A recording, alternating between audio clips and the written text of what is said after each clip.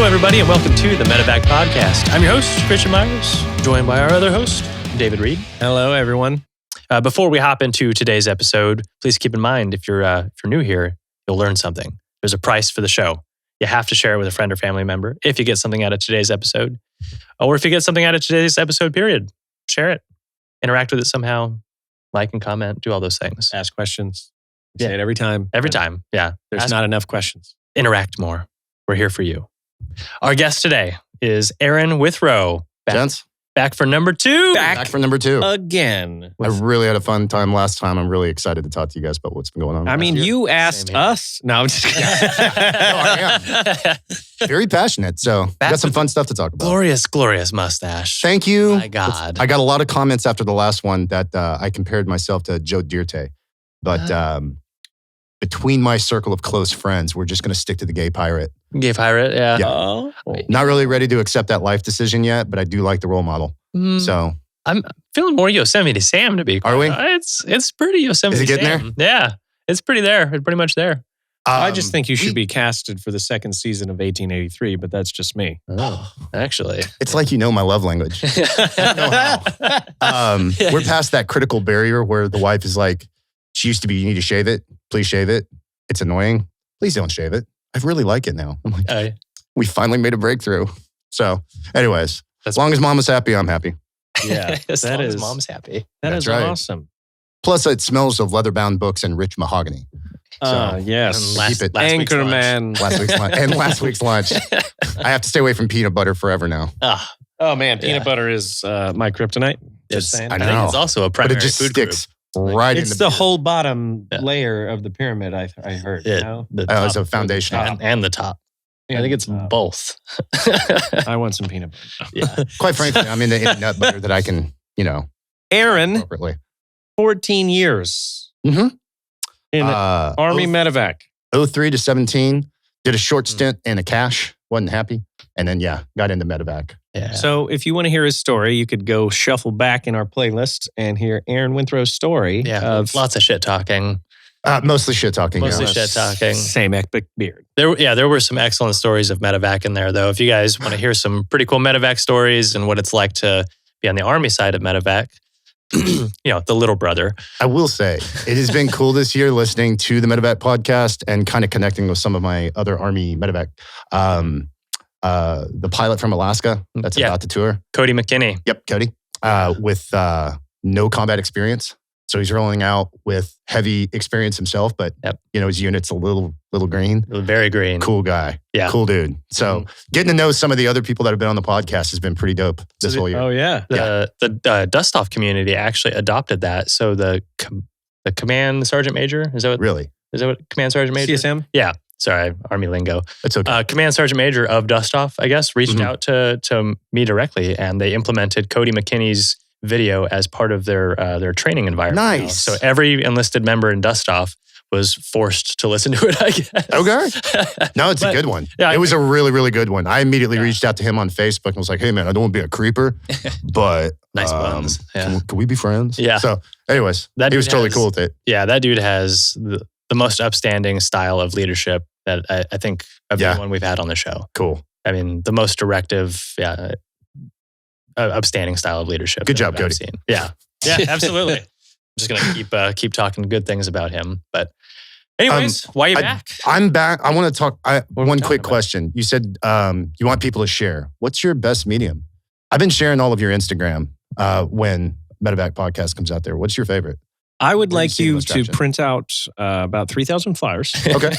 and go hand them out on the streets as a roofer, of New York. Door knocking. Okay, I got this. You could do it by drone then. Your roofing drone, you could just And then drop all the flyers. Psychological warfare. I'm like down. psyops, right? So you asked, why am I back? So between last year and this year, we had something kind of bubbling when I was down here last, and it came to full fruition. Yes. Got a great friend of mine, Chris Dorward. He is a real estate agent in Rockwall. And real estate agents are, in my opinion, they're the doorway to our community. So who's putting all these veterans up in this North Texas area, which is pretty massive? Realtors are. And our little community is very tight. We got about a 14% veteran population. It makes Rockwall the largest veterans community per capita in the state of Texas. Wow. But it's a small county. But we have a really healthy, robust Legion and veteran community. Yeah. So we started, and we're always participating in something, always at like boot shoot or, all these different events. And it's like, why don't we do our own? We've got a great gun ranch out there called Texas Gun Ranch. I teach there. Okay. All about that soccer mom life. Okay. Do you bring the minivan with the minigun on it, or the soccer moms with the my husband bought me this. What's that? It's a Python. Yeah. Might be too much gun for you, but let's just go ahead and give it a whirl. It's a judge. It's a judge. the judge? You'd be shocked how many 45s I get out there on 95-pound frames. I'm like, it's not Really? doable. But Well, that's because some knucklehead saw on a Clint Eastwood movie or something. Sure. It's like, the 45 has the best stopping power. Yeah. It'll knock the barn door down. Yeah, but you can't shoot anymore. Yeah. So it's a Derringer or in 45 3 bullets. let's be realistic. He bought her a gun, hoping she wouldn't shoot that gun, and then he's free to take over that gun. Yes. I have done that to mine personally at least 2 or 3 times. Oh, you don't? This one's too heavy? We'll get you a lighter one. I'll take Oh, this you don't one. want We'll this get you a lighter Caltech 12 one. gauge? Yeah. It can shoot 15 rounds. One in the pipe. Magnum 500. Yeah. Every time. Yeah. So anyways, we'll get you a glass. we've got a great facility. We've got a great community. We raise a ton of money within the community. So it's like, why don't we do our own thing? And we've always supported 2 big organizations, Defenders of Freedom. They're the coordinator for medical treatment. But there's another special operations community called Coast to Coast. Johnny Wilson, Green Beret, kind of runs that one. Okay. And they're just 2 organizations that we get real passionate about. So we decided to go ahead and put on our own clay shoot, raise the money and get it over there to start doing some good. And it being our first event, we had big eyes. And I'm really proud to say those big eyes, we hit our mission. Like we hit every sponsorship. We sold every team. It was amazing. And it turned out amazing.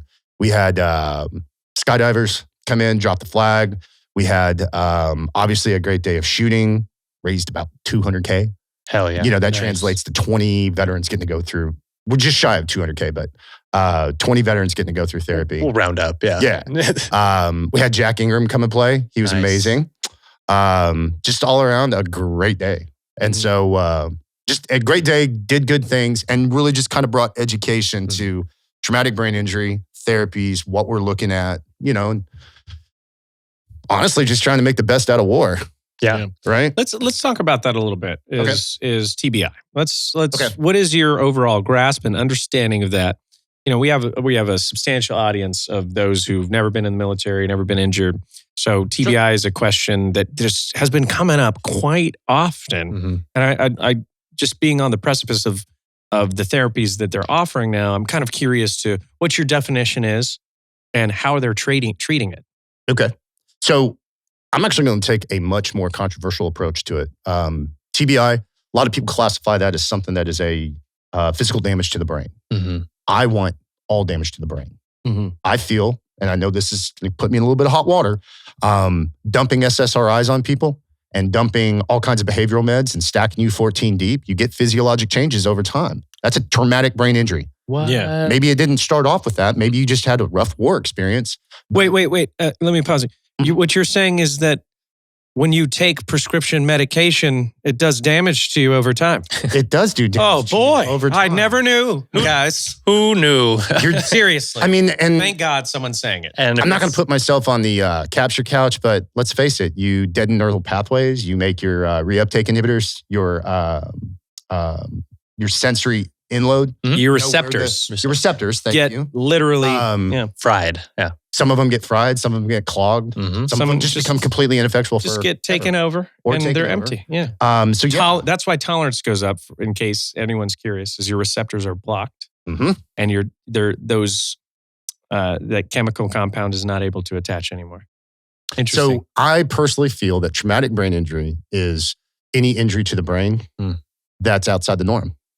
And something has caused that, whether it is stress. Because everybody wants to go to the physical injury, the IED, the car crash, whatever. I mean, there's great evidence even with Dr. Mark Smith. He talks about taking finasteride, right? If people who are trying to regrow their hair, that causes physical damage to your brain and receptors. I feel personally attacked. Hey, but as long as you have hair. Yeah, well, right?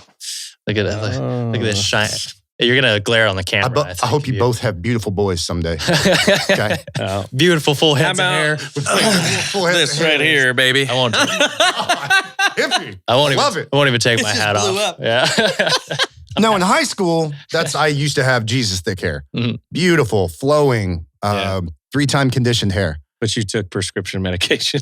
Yeah. Won't blame it on the Army. So, but no, that's my definition. Any type of change to the brain tissue itself, whether it is metabolic or by physical injury, that is a traumatic brain injury. Mm-hmm. But if you really want to get into the classic, I'm real big in trying to see if we can open up avenues to take. You've always going to have the prom queen. Everybody knows that IEDs and crashes and major trauma, you're going to have a TBI. Of some sort, concussive syndrome, breacher syndrome, all of the different things that we can put in the front line. Mm-hmm. But I'm really interested in seeing, do we need to take a look at those veterans that have, 100 IDF in their portfolio? Not direct, but within a quarter mile. I can't tell you how many times I get the thunk, that overpressure from a close proximity IDF, which... we're all kind of dumb because when you hear the sirens, most people are like, where's it at? I don't know. Boom. And then as soon as it hits, you climb up on stuff to see what got blowed up. Okay, there's no more coming. There might be, but kind of like a unhealthy reaction to, what do you call that? A little meerkatting? No, where you should be afraid of this, but you're kind of dumb and you're not. Oh. That's just a false sense of confidence. That's what it is. The people that will walk up to a cliff and go, oh, cool. And then it breaks. And then it breaks, and then you die. Well, we've had this conversation quite often. I think we were talking about base jumpers the other day. One of the fathers of base jumping just died a couple months ago, literally by slipping off of a cliff. From base jumping? Was not actively base jumping. He was scouting an exit. That's terrible. I'm sorry to hear it. Just slipped off the edge and fell to it. It's crazy. Yeah. It's just like, do we need to take unnecessary risks? Yeah. So one of the things I've got in my medical docket is just a little bit of compression sickness from the back, right? Yeah. So almost 1,000 hours in an airframe, training in combat. Yeah. The micro vibrations of the helicopter and the fact that you sit knees on the sill in any type of 60 model. Yeah. Yeah. With armor and gear and all that kind of stuff. Yeah. You're sitting in a leaned over position. You're going to have some back injury over time. Why can't you say the same thing about the brain? Well, we were talking about this on the phone last week when we were discussing TBIs within the helicopter. Yep. In the Air Force airframes, when you got the 2 windows up front, right? Oh, yeah. Where the gunner and the flight engineer sit. So we have 50 cals that hang off the edge of that. About 6 feet from the edge of the window is the tip of the barrel. That'll swing all the way back around to midway through the cabin. So all the guys who are sitting in the cabin door, usually PJs or myself, if I was instructing someone sitting in the edge of the cabin door, I got the barrel half a foot or a foot from my face, and it's firing 400 rounds of 50 cal. Just right, is awful. Just inches from your face. Yeah, I remember my teeth, the inside of my teeth, feeling like every time it was just the inside felt like they were exploding. Or generally any flight in Afghanistan. Yeah, Kandahar's 7,000 base. Yeah, and we're going up to 14 on a regular mission, so you're doing 7,000 foot up and down all the time, all the time, over and over and over again. So that's going to have effect. So pretty much anytime you're slamming into the LZ when you're going up, that was the worst too. Boom. Yeah. Found the ground. Yeah, found the ground during that brownout. I will say that is one of the smarter things about the Army flying at 17,000 pounds versus your 25,000 pounds. We physically cannot. We physically cannot take less weight. Well, plus you guys don't have as many strong people as the Army do to help you get a push start to go. That is probably true. It's true. It's true. PJs are great, but your compatriots that are inside are very weak. So when you're trying to push start the helicopter, there's a lot of chairs around. Yeah, lots of chairs and green grass. Always sitting. But you're right. There's a lot of hair gel as well. always sitting. Where'd you even get that chair? Every time I come over to the Air Force side, you guys are always sitting down. We're gonna sit. We're gonna sit. Hold on. Yeah. Those rapid deployed chairs. Yeah, exactly. Those clicks. Yeah. The click chairs. Yeah. Well, my grenade pouch was specifically for snacks. Oh my goodness! That was my extra magazine pouch. I think there was a Fit Crunch in there. Yeah, they didn't exist back then. But yeah, exactly. That's for you, Robert. Yeah, in the bag. I got Skittles. Yeah, sorry, fresh out, but I got snacks. Cheese. Speaking of, I was out. We were doing what's called Remain Over Days. And you bring your food. And like at that point, like everybody's like into Gatorades. You got Pop-Tarts like galore. Like, remember those, you get one flavors, blueberry, like, The Pop-Tarts, that's cheat gains right there. Yeah. But I remember my CSM came out on Target with us. And this mofo literally grabbed his dog tags with a P38 can opener on it and opened up a can of beans and just started eating it raw. Can of beans, and I was like, "You salty man! Like, where did you learn this?" Back in Vietnam. Some old... I'm like, there's better foods out there, brother. Hey, when you got that can of beans, was there a Lucky Strike in a package? It might have been in there, in there automatically. Yeah, I miss the days where you got like a small dip pouch or a smoke. Yeah, you're dating yourself. I feel as back-to-back World War champions. Yeah. What was the one thing that was consistent from World War I to World War II and our success? MRIs. Big tobacco. Yeah. Okay, Big Tobacco and Big Steel basically handed this world the freedom that it enjoys now. And we've just turned our backs on them. So I just want to make sure that we bring that back. Yeah. Lucky Strikes equals freedom. Smoke more. Okay. Yeah. Nowadays they should, for the new generation, they should just put a vape pen in there. Yeah. Just detonate. Yeah. Overheat and detonate inside. Is there a battery or is there lithium-ion in lithium-ion battery? Hey guys, before we roll out, can we get some juice? Does anybody have any extra juice? Yeah. We got big juice? Okay, cool. I just want to make sure it's in the center console. Yeah, these vegan MREs? Yeah. These vegan? Free? Boy, we are flirting with the line here. Oh, we really are.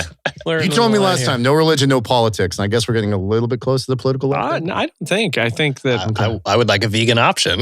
Yeah, there should be a vegan option for when I'm at war. Getting shot at. That's true. I'm a level 4 vegan. Yeah. I don't eat anything that casts a shadow. Ooh, I'm a level 5. Are you? Sorry. Okay. Shadows have lives too.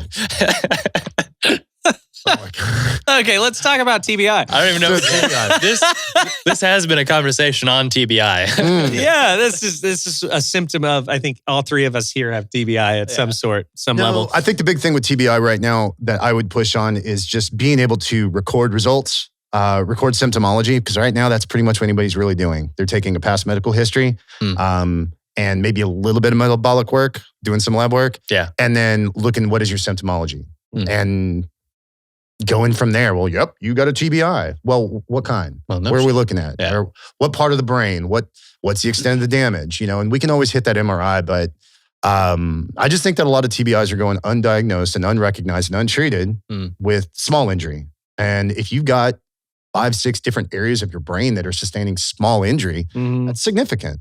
And this kind of teeters on the whole topic of discussion with micro concussions as well. Yep. And you're seeing that across the NFL, you're seeing this across contact sports. Yeah, CTE. Is that little hit that you think you could just get up and brush off. Well, let's multiply that by 100, 1,000, 1,500. And then those, like you said, is when you're shooting that 50 cal and you have this buildup of these microconcussions, which lead to a longer, larger injury. And you could even go down, if you really want to go down the rabbit hole on it, you can even go down just bad chow. Bad chow causes inflammatory process in the gut. Inflammatory process in the gut causes systemic inflammatories. And systemic inflammatories causes cytokine depression. That is just basically your body going, I don't know what this shit is. It does not belong. Send out the troops. And when that hits your brain barrier, that actually starts repressing on those receptors. Yeah. I mean, we know this about cortisol as well. Yes. Cortisol affects the makeup of the brain. Yeah. And I could get real spun up on the gut-brain connection. Go ahead. That is probably... Now's your chance to get spun up. I love the fact that the big dogs, the Mayo Clinics, the Harvard studies, the Yale, they're putting in the time to go, look, how are you getting things into your body? We need to be looking at the doorway. What does the gut actually do? How does that affect this and this and this and this? And they're finding that the gut, the brain has probably the biggest relationship because your brain is taking what it needs first. The brain picks first. It's the prom queen. So that means it's taking whatever the system is giving it. And if you're just putting in nasty shit and heavy preservative, you're probably not going to have as premium brain function. And there's just such a vast amount of misinformation that goes out. Yes. I mean, my favorite example is someone who says, I cut out 100% of sugar in my life. I'm like, well, speaking of the brain, like your brain eats sugar. Needs a little that's bit. Glucose. And yeah, all things in moderation. I don't know if y'all remember, maybe I'm dating myself, about 20 years back, maybe 15. There was a big book out there called Eat Right for Your Type. Yeah, I've heard of it. It was good. And it had some good hypotheses in it. I know that it'd be hard to prove, but I mean, they basically go off the sociology and the basic human migration and anthropology of how we develop as humans from modern human, I should say. So basically coming out of Africa and into the Middle East. And then as we start moving into the Europeans and moving towards Asia, we basically encounter isolated microbia, which gives us, natural immune abilities. So that's where we get our O blood type, our A blood type, our B blood type, and our AB. Yep. And they're saying, basically your ancestors for thousands of years lived on the Mediterranean coast, had a diet rich in fish and legumes, and not once did they ever have a burrito. So now you're modern. But that's the essence of the book. But did they enjoy life? So yeah. Next question. Yeah. 10,000 years of hardcore. Motherfuckers didn't have pizza? A life without burritos? Right. Sorry, burritos. So you've got 10,000 years of genetics in some sort of like Mediterranean hardcore, Jewish lineage. And now you're living in the last 100 years where there's a burrito and Panda available, not Panda burritos, like a burrito or Panda Express on every corner that you can then get this cross-cultural, either a heavy carb or maybe, they say that most of your European cultures are really good at processing carbs. Mm-hmm. They developed the farming lifestyle first. They skipped the hunter-gatherer and went to a more cultivated world. Therefore, you get the grain. So they've got 10,000 years of evolution in the human genome for being able to process heavy grains. Sure. So they can have breads, and they didn't eat as much protein. Why? Because they stayed stationary. But well, this is also in a modern day reference. Lactose would be the same kind of reference. Perfect example is the American diet. Is much more prone to drinking milk. And Europeans and other countries, drink a lot less of this, right, and have more of a reaction to it. So we have built that flora up where we can process. But there's also tons of people, myself included, that has a finite amount of lactase that your body's wanting to produce. Yeah. From a genetic standpoint, your body will stop producing lactase if you stop drinking milk. Yep. You're not meant to stay on your whole life. And then you drink milk. 6 months later, you get a stomachache. Yep. Then you're intolerant to it. So then you're intolerant. Right around the BC AD switchover, let's call it year 0. Someone's like, "Mom, can I have some milk?" I prefer no. I prefer before Common Era and Common Era. Common Era. Okay, Common Era and before that. Common Era. So we'll right around the Common switchover. Some ancient Roman was looking at his mom going, "Mom, I'm thirsty. I need some tit." She's like, "No, you're 25. You're not getting any more tit milk." And he was like, "Fine, cow." You've only got 5 good years left anyways. I could suck on that cow's tit. 100% started with the goats. Probably. Yeah, like definitely goat milk. I like goat milk. I'm sorry. Okay, so people ask me all the time. I'm not a big Starbucks fan. I don't want to get in trouble here, but I don't even think you could say that word. I can't? Black Rifle Coffee. If you shit on them, you can. It's going to be bleeped out. Okay. I believe it will be bleeped. Okay, fine. Bleep it. Coffee shop. I went to Star Beep. No, so this is a really cool war story. My favorite drink in the world is a dirty chai. Okay, yeah. I like chai lattes. I like them, but there's this little guy, and he would just sit there and eat his little hash box, the little necklaces filled with opium. Yeah. Dope.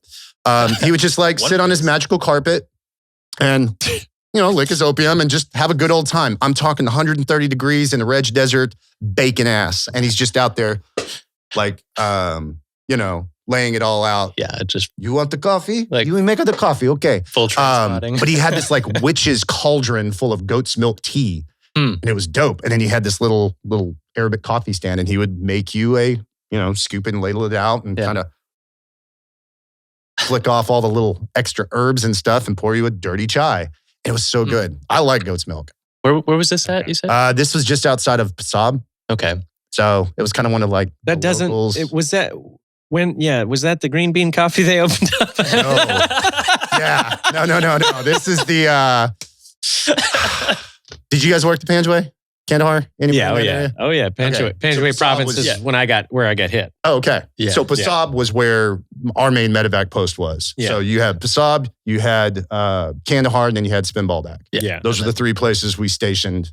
Because when we went with the third ID, and it was a super cab. Yeah. So it was a 5-company medevac platform plus PJs. Yeah. We were right down the street. Pasab was the big rotation, which was, we're always flying to Zangabad or, one of the local little hot spots and stuff. But Pasab, I guess, was just a little bit more secure, not by much, but it was a pretty robust little fob. Had some black tar roads running through it. And Yeah.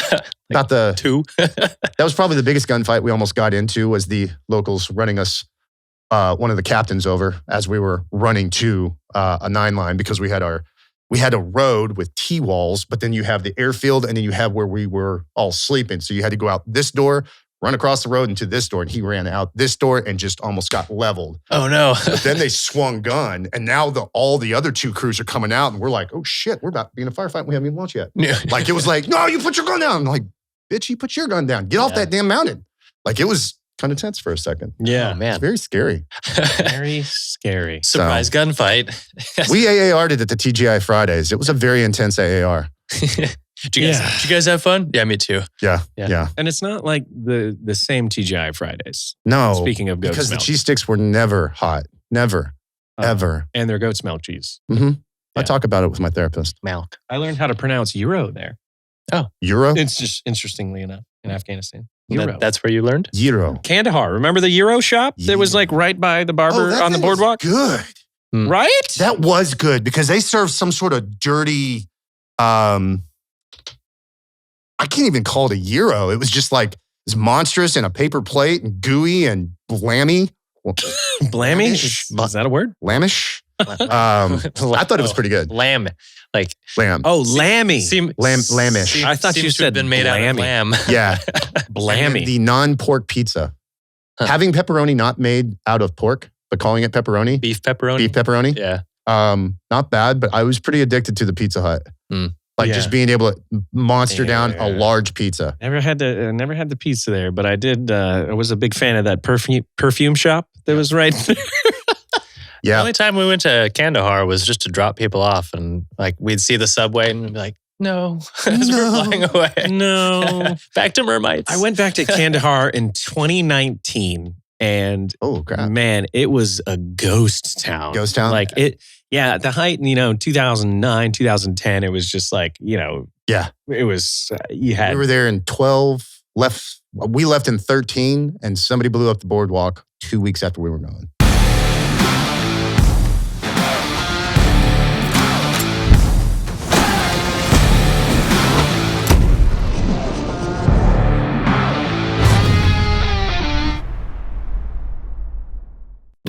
Yeah.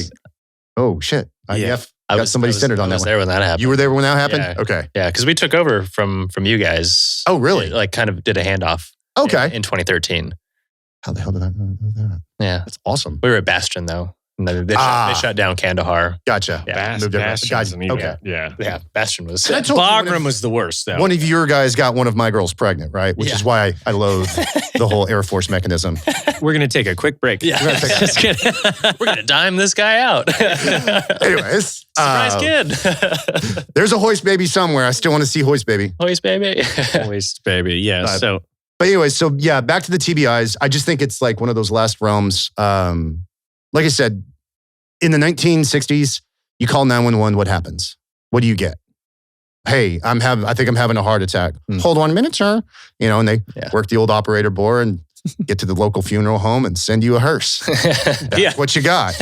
Well, thanks to Vietnam, now you get a medic. You get a paramedic.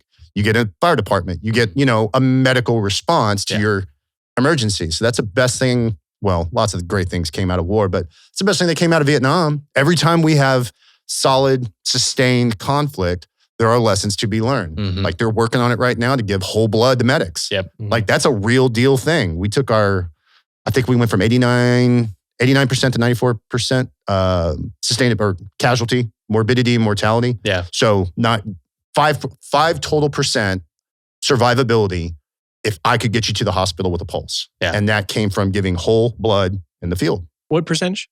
about 5%. I'd have to go back and look at my stats, so I'm not trying to stay to, but it was significant enough that when they did the numbers and they did the morbidity and mortality review, we were jumping from like 89 to 94. Yeah, that's substantial. And that's a big deal. What does blood do? Carries oxygen. What can I do?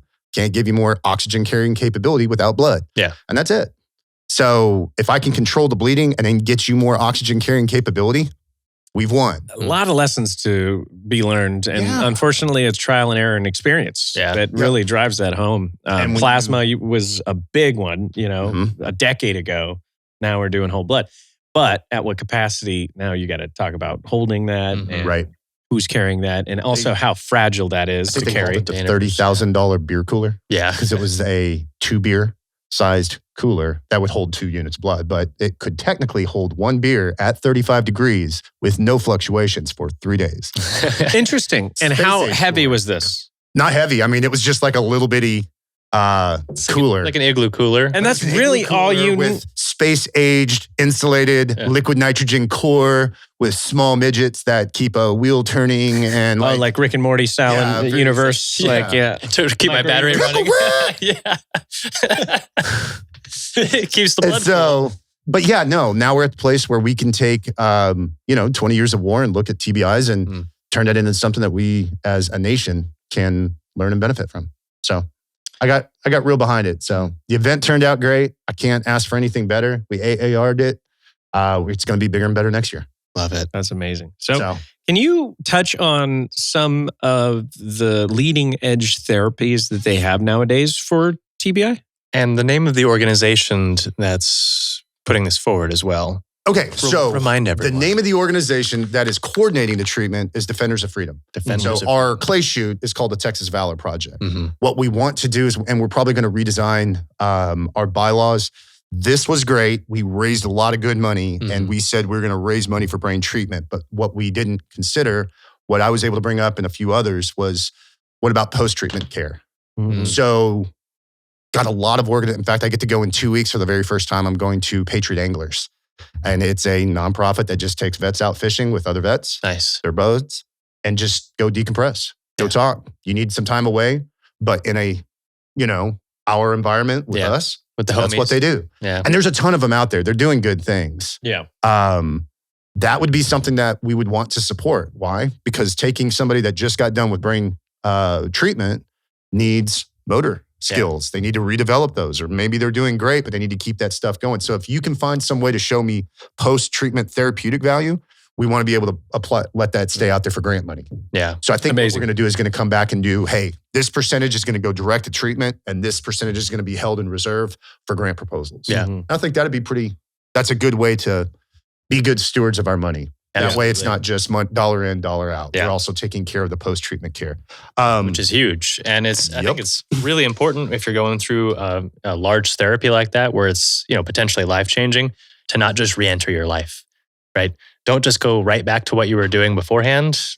Take those couple extra days, go continue decompressing, let those things settle in, right?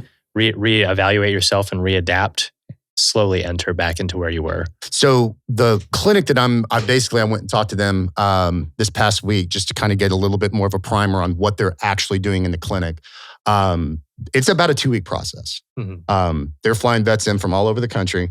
They stay there, and it's every day for 2 hours, sometimes more. If we're actually talking about stroke symptoms, any type of ischemia in the brain, like actual dead tissue brain, or blood flow issues, they're giving them an extra week on that. But they say it's an intense 2 to 3 hours at the clinic doing the work. Yeah. Like walk us through the scenario. Okay. So a veteran come in, like I said, they're going to draw labs. Their lab pull is insane.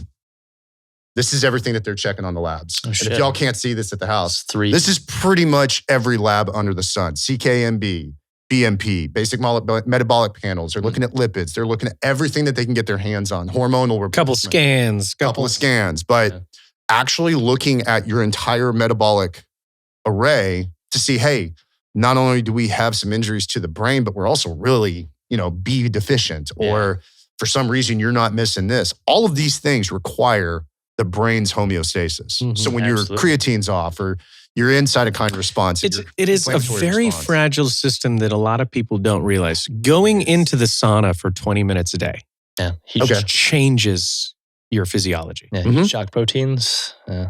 Going into cryo. Mm-hmm. Well, I'm all about hot yoga. 2-week holistic effects. Yeah. Of, less bone pain. And if you have carpal tunnel. Yeah. Can you tell me more about that? Because, there's just so much you don't know. But I think that's the whole point is that there is a balance in your body. Yep. And if you have some sort of micro trauma even, or even if you're just having a bad day and you're stressed, your physiology can change if that's chronic over time. Mm-hmm.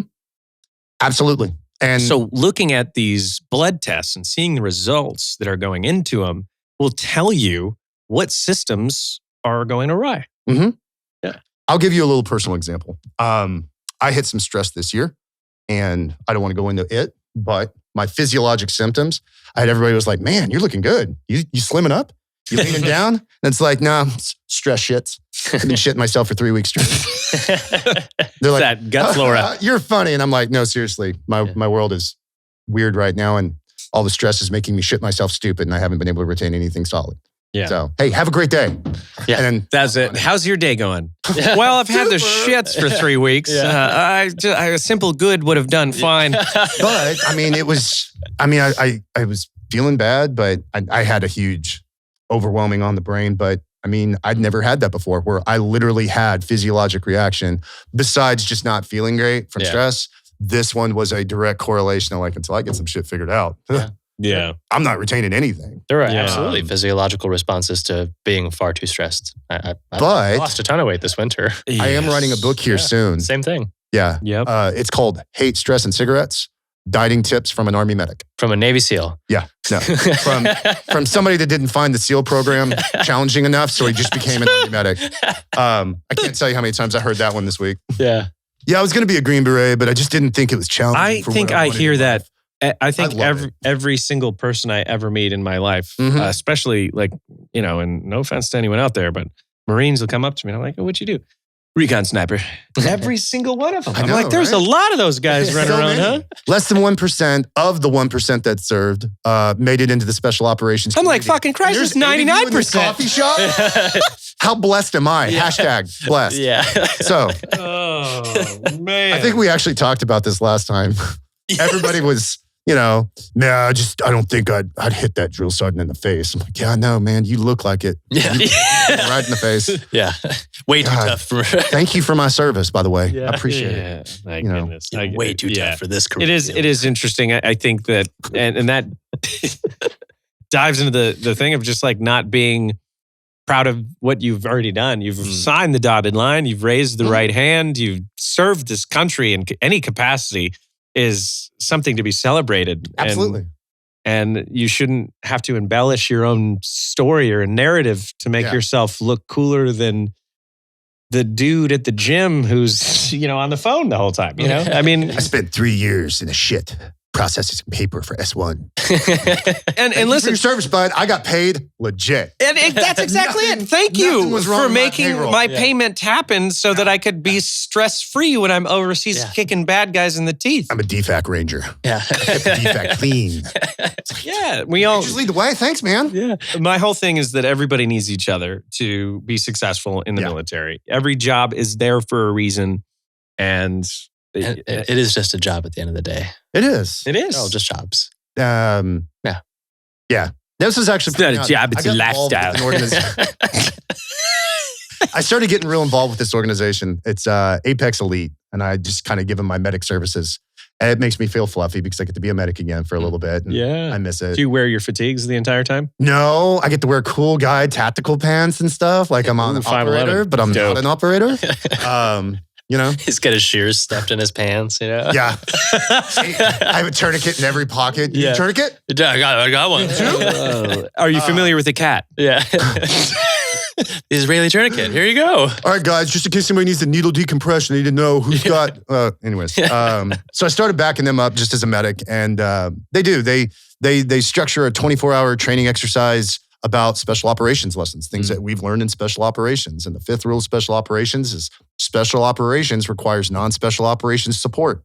You know, somebody's got to be Chris Kyle. Somebody's got to be Jesse the Body Ventura rocking the boat. Go clean that boat, bitch.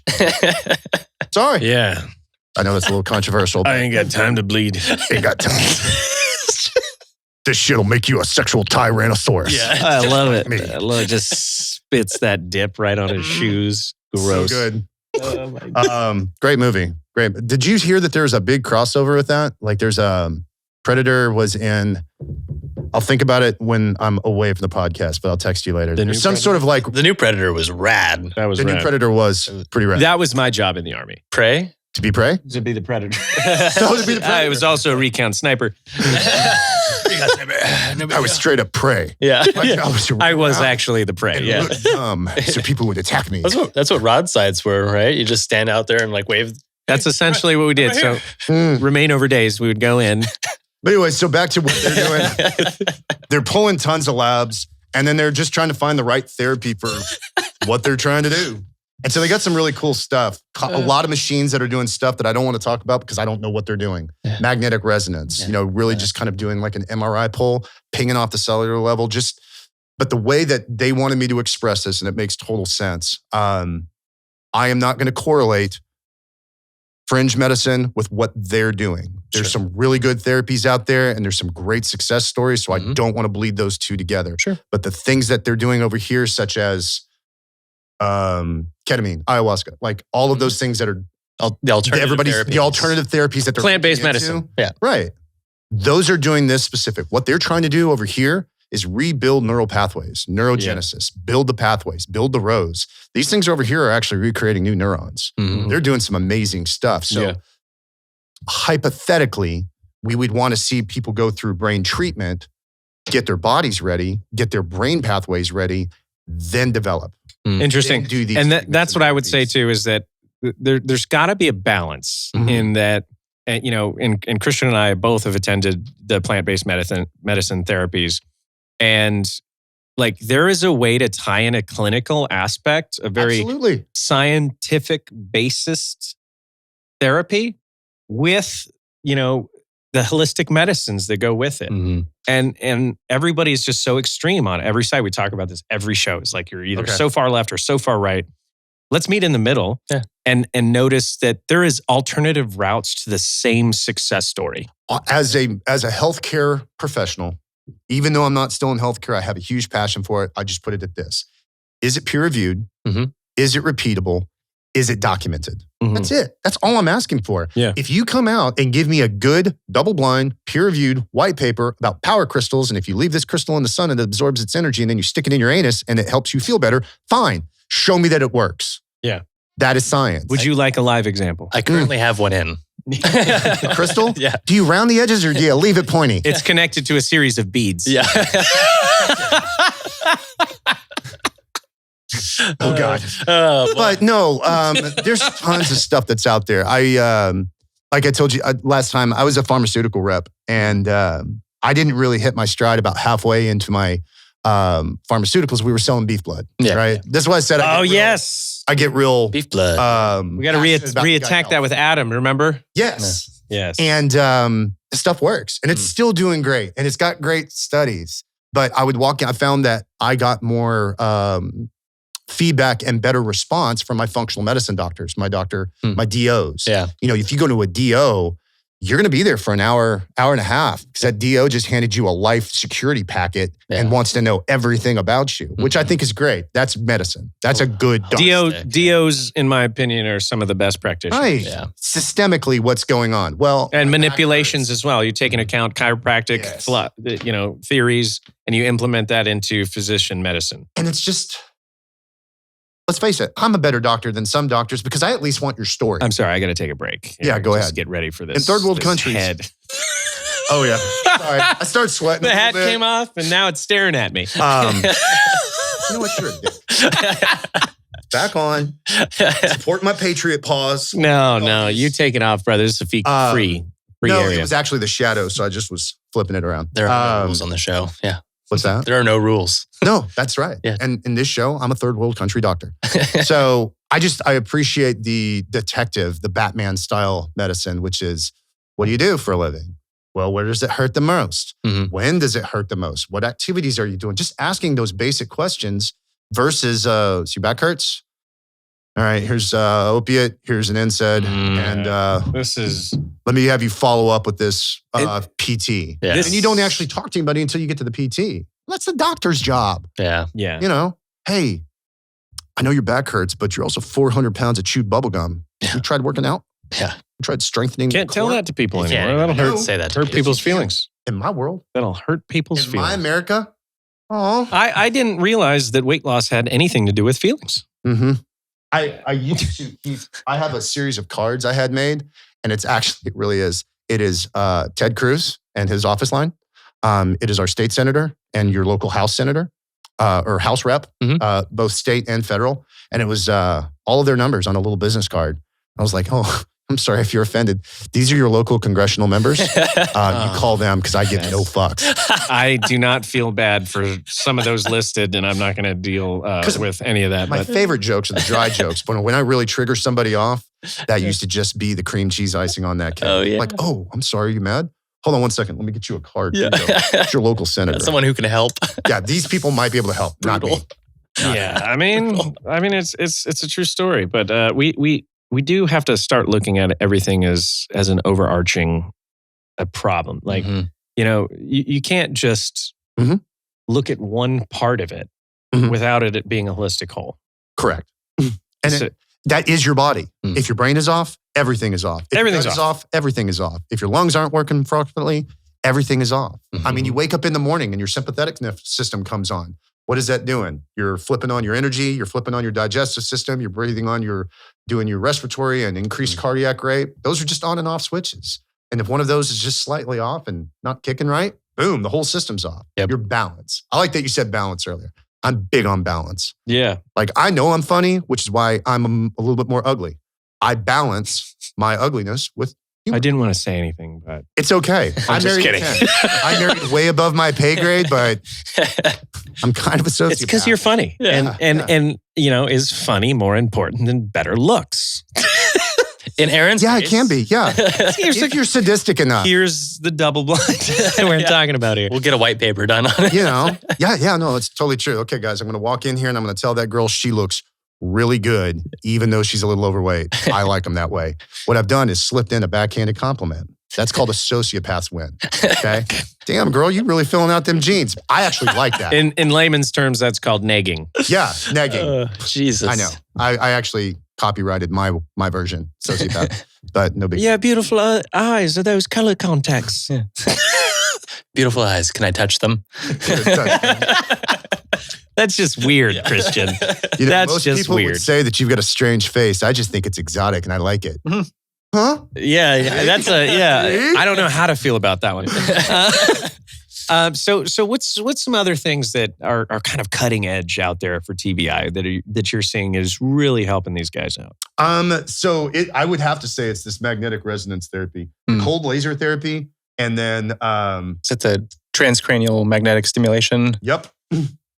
And that is the one that repetitive transcranial magnetic stimulation, TMS. Yeah, TMS. And that is the one that they're saying as soon as you're done with it, that's immediate results. That's, getting a massage and immediately feeling a little bit better because we've loosened up the muscles and released lactic acid. Yeah. They're saying once they sit through that for a while, they're immediately showing results. So they do those, the TMS. Are they doing this one out of San Diego? I know there's... This one's actually up in Coppell, up in my neck of the woods. Oh, okay. So that's the cool thing. So Defenders of Freedom, being the logistics manager for the nation, they're coordinating the treatment. But in order to be able to, a clinic to provide it, they have to meet their set, like, we want to do these things. Yeah. If you can't do these, we'll work around it. But we've got to be able to offer this array of therapies. Otherwise, you're not candidate to run this type of treatment yet. Sure. But if you want to, we'll help you get there. Yeah. The other one I really think, and I've done a little bit more research on this, is light therapy, cold laser therapy. Yeah.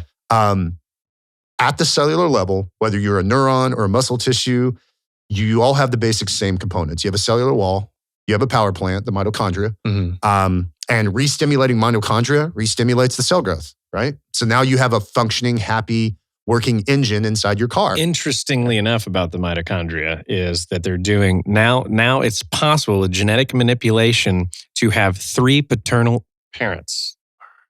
Three parents. You saying that we could all be daddies? So Of the same child. So I'm sorry, biological. I said paternal. Someone's going to jump on me for that. 3 dads. So yeah, but 3 parents, and that's taking a third-party donor of mitochondrial DNA and putting that into that. So now you could alleviate a lot of the issues that you're seeing with mitochondrial diseases. As you know, that's pretty prevalent into a lot of what's wrong with the cells. That's really cool. That leads into my other question of how interesting is it going to be when right now we're focused on repairing systems that are down or like a detrimental system, and enhance others. Because this, in 10 years, people are going to probably sit down and do it who think they're healthy, and they're going to be able to expand their mind, help that up, heal it up on the, I was dropped as a baby at 3 years old, and that, kind of carried off, and maybe I don't manage stress properly. It all kind of comes together. It's really interesting. So where do you think this is going to go in the next 10 years? Well, I saw it probably, I'd say about 5 years ago in a big machine at a local holistic place. I was trying to get them to carry our product, and that was their bread and butter. Infusion therapy services, coming in and getting the banana bag, which I'm always going to be a big fan for, but obviously it's out of pocket, and they're paying like $250 a treatment for $10 worth of thiamine and multivitamin and a saline bag. Okay. Hey, I respect the hustle. But then they had this IR sauna that was doing IV or IRB, something like that, like infrared, but B spectrum or something like that. And it's just meant for mitochondrial stimulation. That's it. But actually, they did more science. What was that book, Run Free, about the dude that went and ran with the Indians down in Mexico? Oh, yeah. Very isolated, native portion of Mexico. They were kind of geographically isolated in this canyon, and they're the world's most genetic ultra marathon runners because all they do is drink corn liquor and run around with no shoes on. But they actually did the science behind it, and they were like, because they never wore shoes, these people have an extraordinary amount of mitochondria that are found within the feet. They're at the cellular level in their feet. They're super resilient, super tough, super flexible, super injury resistant, like all of this stuff. Why? Because they use their feet all the time and they're not covered with shoes. Well, I mean, that really goes throughout the entire body. Keep the cell healthy, and everything just kind of connects from there. And they're trying to apply that logic to the brain. And it makes sense to me. Now, let's study it. Let's repeat it. Let's peer review it. Let's put it in a paper. And I think that, the metabolic side, that's the other thing that I'm really kind of proud of, the way they're doing it, building the base. Like you said, you need to have a 2 to 3 hour conversation with your doctor to figure out what you're doing. Man, you are 99% healthy, but the only thing you eat is Cheetos. Like you drink a gallon of water a day? Great. That's good for your body. Yeah. But you've only eaten Cheetos. And I do love fix that. The like love your body, love yourself. That's a great mentality to have. But at the same time, your heart does not love that fat. Yeah. Your heart does not love those Cheetos. So like there is certain things that you should do in your life to maintain health. Correct. And to think that you're body positive is not the same thing as health. Well, and I think that's look at it this way. You're coming in for traumatic brain, right? And we're going to get you started off. And we noticed that you have decreased liver and kidney function. And so why would I want to start messing around with your neurology when you're carrying an increased amount of toxicity in your bloodstream because you're not getting appropriate kidney and liver function? I mean, there's just a whole slew of things. I like the fact that they're starting with the base and then trying to figure out what therapy is going to be best for you. And just instead of saying shotgun, hey, we're going to stick you in a cold tank. Man, they're doing such really good stuff. I like all the non-invasive stuff, the light therapy, doing brain exercises like all of that stuff. I like the small stuff. I like that when people have back pain, let's work on your abs. Let's work on strengthening your butt. Let's strengthen your upper back. Let's work around. I mean, interestingly enough, medicine is, and we're finding this out, I think we're in a generation where people are just fed up with medicine. You could accomplish a lot of things by some of the simplest tasks, such as stretching. Yep. Like if you have back pain, Thank you. go do some yoga. And that meditation is going to help repair the brain as well. No, I'm just going to go ahead and lay it flat out there. If you are resistant to yoga, you have obviously never had great sex in your life. Yoga equals amazing, mind-blowing orgasms and sex. I mean, that's all you need. I don't even have to say anything else. Yeah, sold. You will have the greatest, bestest, most amazing orgasms in your life because the first thing that they teach you in yoga, how to breathe. Mm-hmm. Yeah. How to breathe from your core. Then you're like, where did that come from? Belly breathing. When I first Yes. learned about that, and I've been meditating for years at this point, Mm. but belly breathing is a funny one, as most people breathe from the chest. Mhm. Opposite directions. Yes. And when you like just focus on the breath, it's your gateway to your unconsciousness. Mhm. That's because that is an unconscious process. But when you think about it, it's one of the only systems that you can control, and it's completely autonomous at the same time. Mhm. Like my favorite thing when I'm doing yoga is when the instructor will walk by and she'll just casually say, and relax your eyebrows. Yeah. Because I'm physically working the yoga. I'm To- beating this yoga into submission. I'm going to make this yoga my bitch. I like, Look at how straight I am. yeah. Relax your eyebrows. And then you just do this. I Oh, yeah, that's right. Yeah. like just say- take the tongue off the roof of your mouth. People say Yeah. that. I'm always like, oh, damn, that's right. I gotta That's do right. that. I always think Yeah. about that now. Like somebody told me that. And I feel like Maybe a a year kindergartner in ago. class Yeah. because I'm looking for the gold star. Yeah. We're like, lol, listen to Aaron's breathing. Look Yeah. how well he breathes. He's Yeah. so loud. Yeah. My thing is See? I'm good. Yeah. is you got to have those little tips and tricks. Like my favorite thing to tell people is relax your jaw. Mhm. Like Relax your jaw. relax Meets your my jaw eyebrows. because when you're breathing, you're so focused on your mouth, Yep. your mouth hole, and where your tongue is, and all this stuff. Just relax your jaw and breathe in, and like your mouth should just be open. Yeah, there you go. There it That's it. Perfect example, Anyways, brother. when you're bald like me, like I guess my micro expressions, eyebrows and above, are way more pronounced because I don't have hair up there. Yeah, Seem you get into it. Look at all You get into it. relax your eyebrows. Oh yeah, Oh man. namaste. Well, brother, it's been great having you on the show. No, appreciate it. What's a message you have for the audience? A little bit more on this or anything that you Just could get involved. Yeah. There's a lot of great things going on out there. All you got to do is get involved. I don't even want to be that guy that says you should do this. Just get involved somewhere. Yeah. Mhm. Somewhere. Whether you're a patriot or a veteran, get involved. Do the things that help everybody else around you because then that comes back to you. I really believe in the whole you give to get. And Yeah, It's true. that has been the best thing about the TVP. I just feel good about it. It's going to be great. It's going to help a lot of people, but it's going to bring science. It's going to bring research. It's going to bring something good out of 20 years of bullshit. Yeah. Yeah, So there you go. that's great.